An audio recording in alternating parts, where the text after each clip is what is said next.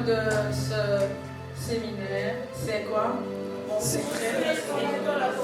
Mon secret se trouve dans l'adoration. Alors, je vais essayer de définir le secret. Je me présente tout d'abord, je suis Jennifer, tout court. Certaines personnes m'appellent évangéliste, d'autres personnes m'appellent sœur Jennifer. Elohim m'appelle Jennifer, mais moi je suis Jennifer. Aujourd'hui, au moins, je reconnais qui je suis Jennifer. Et je suis troisième de ma famille. 2 filles devant moi, 2 filles après moi. Je suis au milieu. Donc, c'est-à-dire qu'il y a le Fils, le Père, le Fils et le Saint-Esprit. C'est-à-dire que moi, je suis le Saint-Esprit. Ah, si tu refuses, c'est ton problème. Hein? Vraiment, et c'est une grâce d'être là. Mis à part l'appel de Dieu, je suis aussi assistante sociale. Amen. Yes. Voilà. Alors je t'encourage, si tu fais les études, fais-le. Amen. Amen. Amen. Mon secret se trouve dans l'adoration. Amen. Ils vont se poser la question, est-ce qu'elle est célibataire, elle est fiancée, D'après vous, je suis qui? Exactement. Je suis mariée au Saint-Esprit. Amen. Vu que je suis la fiancée, donc j'attends le retour du Christ. Amen. Mais je suis mariée au Saint-Esprit. Voilà, mon secret se trouve dans l'adoration. Le secret, c'est un non-dit. Le secret, c'est un non-dit. Non seulement c'est un non-dit, mais aussi c'est un non connu de tous. C'est ça qu'on appelle secret. Amen. Alléluia. Amen. Je bénis Dieu pour la présence de ma mère et de mon père. Vraiment. Alors, l'adoration, ça vient du verbe adorer. Dis avec moi, adorer. Adorer. Je vais aller lentement, mais sûrement. Amen. Le prophète a dit tout à l'heure, je suis combattu, mais nous sommes toujours des vainqueurs. Amen. C'est-à-dire rendre hommage, faire un culte à une divinité. Alors, nous allons prendre le Bible dans Jean, chapitre 4, verset 23.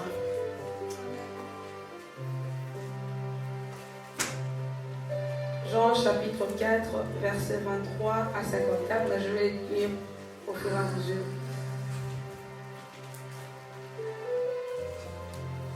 Est-ce que je peux lire? Vous savez, je suis belge. Non seulement j'ai un accent belge, mais j'ai un accent liégeois. C'est vraiment pire. Donc, supportez-moi comme ça. La Bible dit qu'il faut se supporter les uns les autres. Voilà, je vais lire la Bible dans le nom de Jésus. Mais l'heure vient, et elle est déjà venue, où les vrais adorateurs adoreront le Père en esprit et en vérité. Car ce sont là les adorateurs que le Père demande. Dieu est esprit, et il faut que ceux qui l'adorent en esprit et en vérité. La femme lui dit, je sais que le Messie doit venir, celui qu'on appelle Christ. Quand il sera venu, nous annoncera toutes ces choses. Jésus lui dit, je le suis moi qui te parle. Là-dessus arrivèrent ses disciples, qui furent étonnés de ce qu'il parlait avec une femme. Toutefois, aucun ne dit, que demandes-tu? Ou de quoi parles-tu avec elle? Alors, la femme ayant laissé sa cruche, s'en alla dans la ville et dit aux gens, venez voir un homme qui m'a dit tout ce que j'ai fait. Ne serait-ce au point le Christ? 30. Ils sortirent de la ville et ils vinrent vers lui. Pendant ce temps, le disciple le pressait de manger, disant, Rabbi, mange. Mais il leur dit, j'ai à manger une nourriture que vous ne connaissez pas. Mais le disciple se disait donc les uns les autres, quelqu'un lui aurait-il apporté à manger? Jésus leur dit, ma nourriture est de faire la volonté de celui qui m'a envoyé et d'accomplir quoi? Son œuvre. Ne dites-vous pas qu'il y a encore 4 mois jusque la moisson. Voici, je vous l'ai dit, levez les yeux et rendez les champs qui déjà blanchissent pour la moisson. Celui qui moissonne reçoit un salaire et amasse de fruits pour la vie éternelle, afin que celui qui sème et celui qui moissonne se réjouissent ensemble. Car en ceci, ce qu'on dit est vrai, autre est celui qui sème et autre celui qui moissonne. Je vais m'arrêter là. Amen. Je pense qu'on connaît tous l'histoire de la femme samaritaine, parce qu'ici il y a les chrétiens déverrés, oui ou non? Amen. Mais moi je ne veux pas te parler de la femme samaritaine comme en tant que telle, je vais te parler du secret de l'adoration. Amen. Bien aimé, la femme samaritaine, elle était allée puiser de l'eau.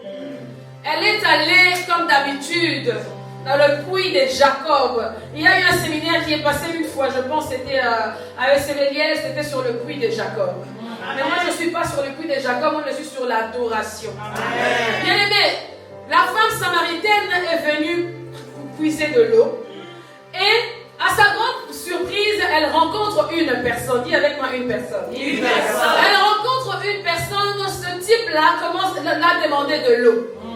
L'eau, il a demandé, il a dit, mais attends, comment est-ce que tu peux me demander de l'eau? Parce que moi et toi, il n'y a pas de relation. Dis avec moi, il n'y a pas de relation. Il n'y a pas de relation. Vous savez, dans la vie, il y a d'autres personnes aussi qu'on ne fréquente pas. Parce que si tu fréquentes la personne, elle pourrit ta vie. Et la femme en question l'a dit, écoute, toi tu es, je ne sais, tu es juif, tu sais que tu es juif. Moi je suis samaritaine. Mais comment est-ce que tu peux me demander de te donner de l'eau? Je ne peux pas te donner de l'eau parce qu'il n'y a aucune relation. Entre nous, il y a une limite. Bien aimé, mais la femme ne savait pas que la personne qu'elle avait rencontrée, c'était la personne lui-même de l'eau vive. Parce que si elle avait pris l'eau venant de cette personne, comme l'avait répondu dans la Bible, la femme n'allait plus avoir soif. Tout cela pourquoi? Parce qu'elle manquait la révélation. Quand tu manques la révélation, tu feras n'importe quoi. Quand tu manques la révélation, tu ne vas pas savoir comment est-ce que je peux adorer Dieu. Or, dans ce monde, nous avons que 2 esprits. Dis avec moi 2 esprits. 2 esprits. Demande-moi maintenant, c'est quoi cet esprit? L'esprit d'Élie et l'esprit de Jézabel. L'esprit d'Élie, c'est seulement l'esprit de Jésus-Christ qui est en train de régner. L'esprit de Jézabel, ce sont les hérésies ou les erreurs. Alors, bien-aimé, si tu ne comprends pas, tu vas adorer dans l'erreur. Amen. Je peux avancer. C'est chaud. Raison pour laquelle j'étais combattue. Vous savez, la femme, elle a dit à Jésus, mais parce qu'elle savait que entre les Juifs, il y avait une séparation. L'adoration, normalement, ça venait de Jérusalem. Vous savez, vous allez voir, quand Daniel, dans la Bible, lorsqu'il avait appris que le roi avait donné un ordre qu'à telle heure, à midi ou je ne sais à quelle heure, on doit commencer à adorer le roi parce qu'il avait créé je ne sais quoi, je m'en fous. Moi, je ne suis pas là-bas dans Daniel. Mais pendant que Daniel adorait, il ouvrait la fenêtre et sa fenêtre regardait vers Jérusalem. Parce que l'adoration venait de là. Alléluia. Amen. Dis avec moi le secret de l'adoration. Le secret de l'adoration. Il adorait, il ne voulait pas adorer dans l'erreur. Il ne voulait pas s'agenouiller devant n'importe qui.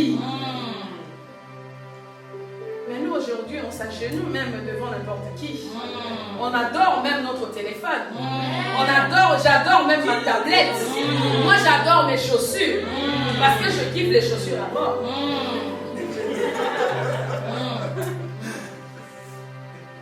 Bien-aimé, quand elle a répondu cela à Jésus, Jésus lui a dit, femme, mais moi je te connais. La femme a essayé un peu de rentrer en discussion sur discussion. Mais quand Jésus est rentré maintenant dans sa vie, il a commencé à révéler sa nudité. Il a commencé à révéler sa... Regarde, toi tel que tu es là, t'as 6 mecs. Ouais, 6 mecs. Tu as 6 mecs mais comment est-ce que tu peux me parler que nous adorons ici sur le puits de nos anciens Jacob, de notre père Jacob? Tu ne peux pas me dire cela. Parce que si tu savais celui qui est devant toi, tu ne diras même pas ça. Parce que l'heure est déjà venue. Donc vous n'allez même plus aller, vous n'allez même plus venir adorer ici sur ce puits. Vous n'allez même pas adorer à Jérusalem.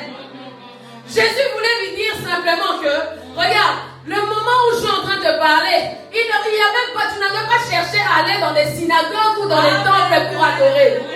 Parce que moi-même, je suis là le Messie. Moi-même, le Saint-Esprit, je suis là et je suis répandu maintenant partout. Amen. Amen. C'est fort. C'est fort, hein, Dieu? C'est bien. On va avancer lentement, mais sûrement. Amen. Et adorer en esprit et en vérité.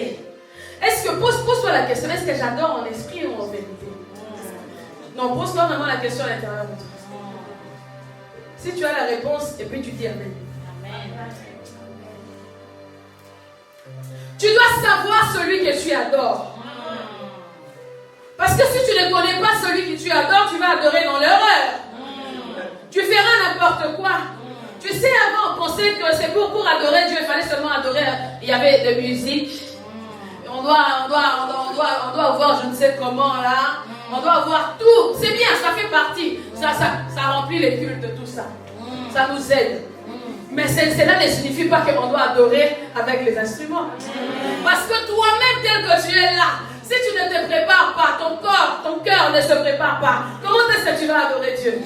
Alors Jésus-Christ répondait à cette femme-là. Regarde, la personne qui est en train de te parler, c'est lui-même l'adoration. C'est lui-même l'amour. Pour cela, on parle, vous écoutez un frère à chanter. L'amour est une personne qui a quitté les ciels. Il est venu ici, bien sur la terre des hommes. C'est lui-même l'adoration. Donc il s'est fait une personne. Alléluia. Alléluia. Je suis la fille d'apôtre.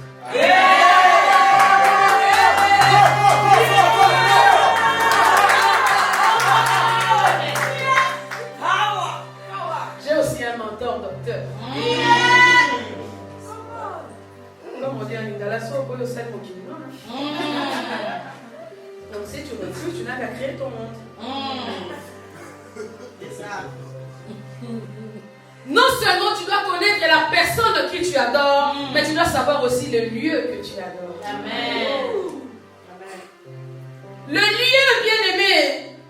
Est-ce que je vais adorer sur Morija ou je vais adorer sur le puits de Jacob? Ou est-ce que je dois aller forcément à l'église pour adorer Dieu? Tu peux être là à l'église, ta présence montre que j'adore Dieu, mais ton cœur à toi n'est pas ici. Mais pour cela, je vous ai dit tout à l'heure, il fallait Aaron seulement, il devait rentrer sur le lieu très saint, mais les Lévites doivent rester là-bas pour arranger les vies. La chair, elle est chère. Le lieu très saint aussi, c'est très très très cher. Amen. D'autres personnes doivent rester seulement pour arranger l'église, arranger les chaises, parce que l'adoration ne leur est pas accordée. Raison pour laquelle vous allez voir, quand Abraham, bien aimé, il était parti avec Isaac et ses serviteurs. Ils sont allés, ils partaient ensemble, Ils partaient ensemble, mais à un moment, ils devaient s'arrêter. Pour leur dire, vous devez vous arrêter ici. Moi et mon fils, on va aller pour adorer Dieu. Tu peux être sacrificateur, mais tu n'es pas un vrai adorateur. Je pensais que tu allais dire un amen. Tu peux être un sacrificateur, mais tu n'es pas un vrai adorateur. Tu peux être un archiprophète, mais tu n'es pas un vrai adorateur.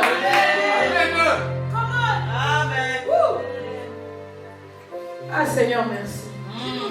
Merci parce que tu m'as guéri.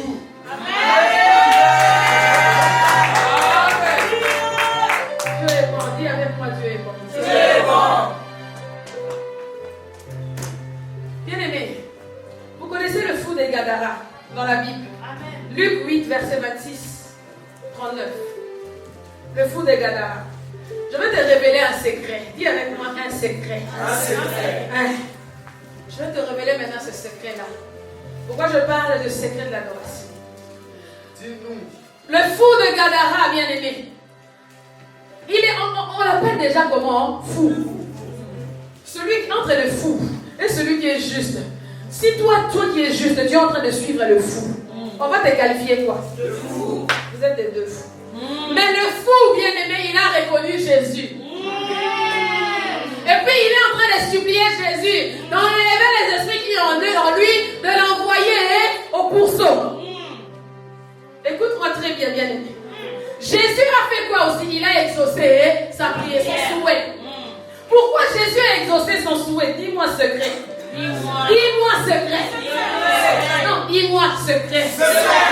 Mais parce qu'il a exaucé sa prière, parce que le temple de fou, c'est le temple de Jésus-Christ.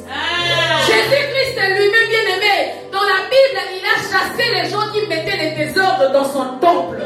Alors, le fou de Gadara, notre corps, la Bible dit, le corps est le temple du Saint-Esprit. Alors, comment est-ce que tu peux adorer Dieu avec les étrangers? Je pensais que tu allais dire Amen. Comment est-ce que tu peux adorer Dieu pendant que ton corps est bourré des étrangers? Les mauvais esprits, ce sont les étrangers dans mon corps. C'est la vérité. Et en plus de cela, nous sommes les épouses de Jésus-Christ. Nous attendons l'époux puisse venir. Alors l'époux, il a rencontré l'époux. Quand il a rencontré l'époux, directement il a compris.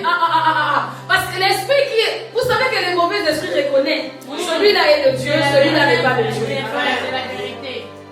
Bien aimé, il a reconnu, là c'est le fils de David. Alors je dois les supplier qu'il m'enlève. Qu'est-ce qui se passe? Non, il m'enlève, qu'il me jette seulement dans le pourceau là. Mais ça mon problème, comme ça je laisserai son temple calme. Bien aimé, prophète, maman pasteur, papa diacre. Les gens qui mettent des désordres dans l'église, prenez-les, jetez-les dans le pourceau.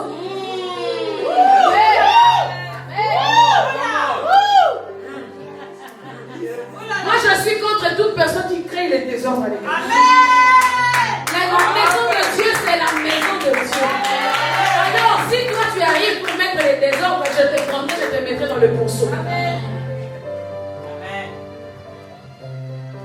Alléluia. Amen. Alléluia. Amen. Le temple de Jésus. Jésus a dit, oh. Pas question. Pas question. Il a exaucé la prière d'un fou. Il a exaucé la prière d'un fou. Parce qu'il sait que non. Là, c'est l'épouse qui est en train de crier sur moi. Il est en train de m'appeler.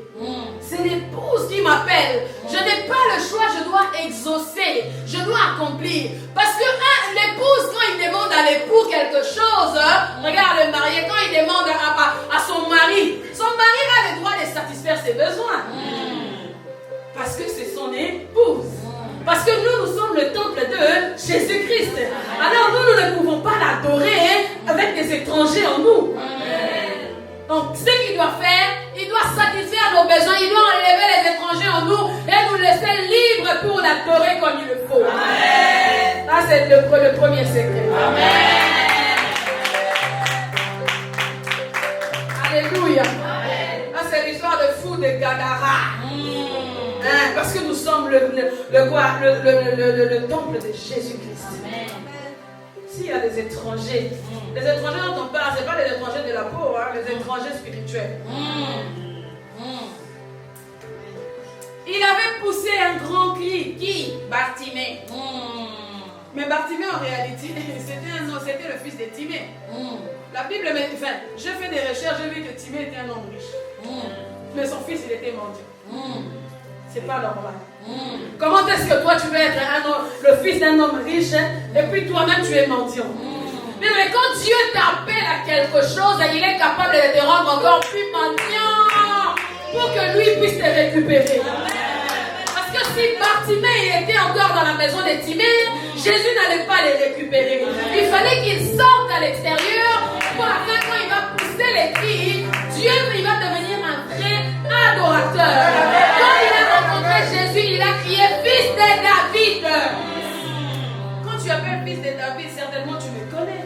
Parce que moi, il y a de prénom, là, si tu m'appelles vraiment, c'est que tu me connais. Mais si tu m'appelles par Jennifer, c'est-à-dire que tu me connais seulement comme Jennifer.